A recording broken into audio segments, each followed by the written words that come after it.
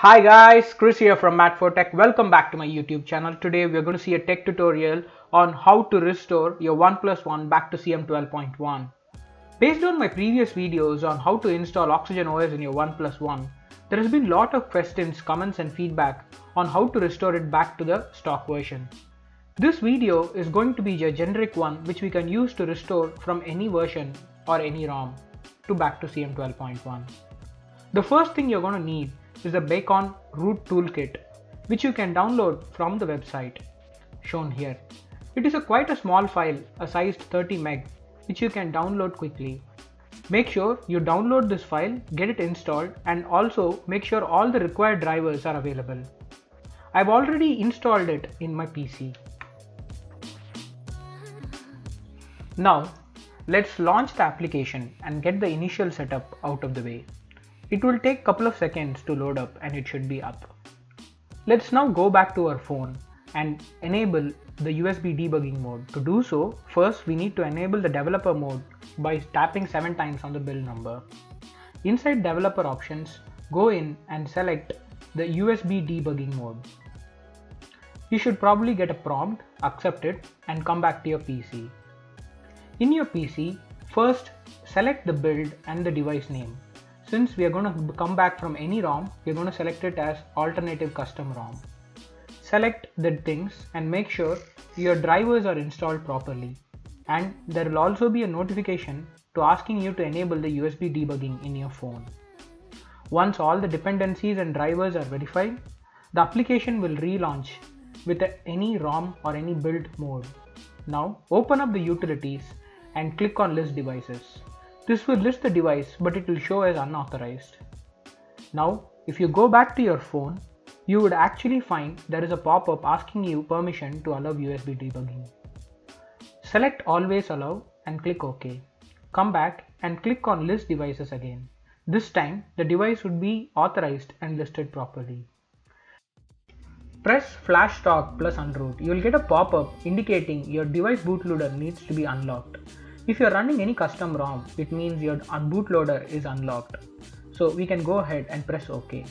The next screen, we need to select the build of CM12 we need to go to. You can either use an existing fastboot file or download a new one. I'm going to download. This will take a couple of minutes as it's going to download a 700 meg file. Let me come back once it is downloaded. On successfully downloading, it will verify the file and extract the zip. Finally, on successful extraction, it will start the process of flashing the stock ROM. Next up, it will actually check the ADB device status. Once the ADB device status is confirmed, it will check if the device is connected and then put the device in a fast boot mode or reboot into bootloader mode. In the bootloader mode, it will again verify the ADB status and the device connection once more. Once all have been returned success, it will then give you a pop-up. This is a warning pop-up indicating flashing a stock ROM will actually wipe your phone or reset your device. Make sure you have a backup. On pressing OK, it will start to flash the stock ROM. This process will take 5 to 10 minutes to complete. On completion, in your PC, the application will ask us to change the build mode. Previously, we would have selected any build mode. Now we need to update it to the CM12.1 which we have selected in the previous screen. On updating the build mode, the application will restart. It will do the dependency and driver checks once again, while the device is actually rebooting for the first time after flashing the stock ROM. This process will take at least 15 to 10 minutes. Let me come back once the device is booted. We are back. But I'm going to go one step extra. I'm going to skip the setup process and go in and try to restore my old ROM so I can get my phone as it was before I did an oxygen flash. To do so, again, I need to enable the USB debugging. You can do so by enabling the developer mode and then enabling the USB debugging. Back in the PC, I'm going to just make sure my device is enabled in the right mode. I'm going to list the device to make sure it is available. And it is. Now I'm going to come back and I'm going to root the device and then install a custom recovery. On pressing OK, the installation of a custom recovery begins. As a first step, the required root files are copied to your device, and then the device is put into a fast boot mode once again, and the custom recovery is installed. Let's now go back to our device once it is available in the fast boot mode. As a next step, it will ask you permission to make modification to your recovery. Allow it by swiping. Once in the recovery, go into Install. In Install, you can find a folder called iReady to Flash, and inside the folder you will have another folder called root files, inside which you will find 3 zip files. Let's first install the prem recovery zip file. This whole process should only take a couple of seconds. Let's just go a step back and now install the busybox zip. And finally, one step back and install the super SU file.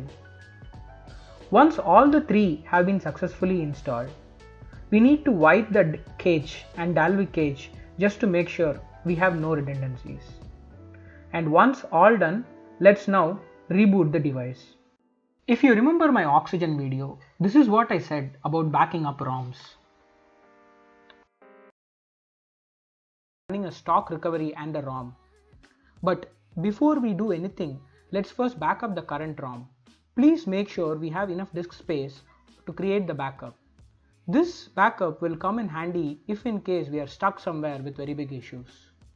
Also to note, once this backup is complete, boot back into your device and copy this backup folder in the TWRP folder in your phone to a PC for safekeeping.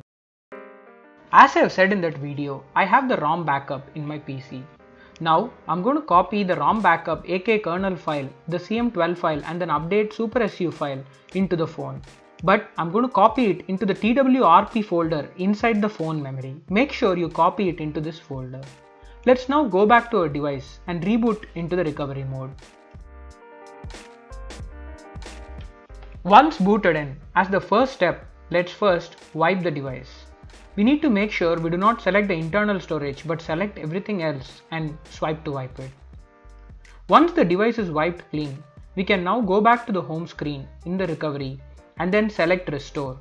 In Restore, the backup that we have moved from the PC will be available. We can swipe again to restore. This process will take about 5 to 10 minutes.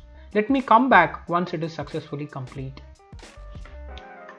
Once the restoration is complete, we can boot back into the ROM and find the phone as it was all before this. But just to make sure everything is properly installed, I'm going to go back and install the latest CM12.1 zip file, which is 2kd1 as of now. Generally, I have my CM12.1 installed with a custom kernel like AK kernel and have it rooted also. So that's what I'm going to do next. Once the installation is successful, I'm going to go back and install the super SU file to root the CM12.1 and then go back into my AK kernel folder and install the latest kernel. This kernel generally helps me get a better battery life. Once all this is done, make sure you wipe the Dalvik cache and cache. And let's now reboot into the system.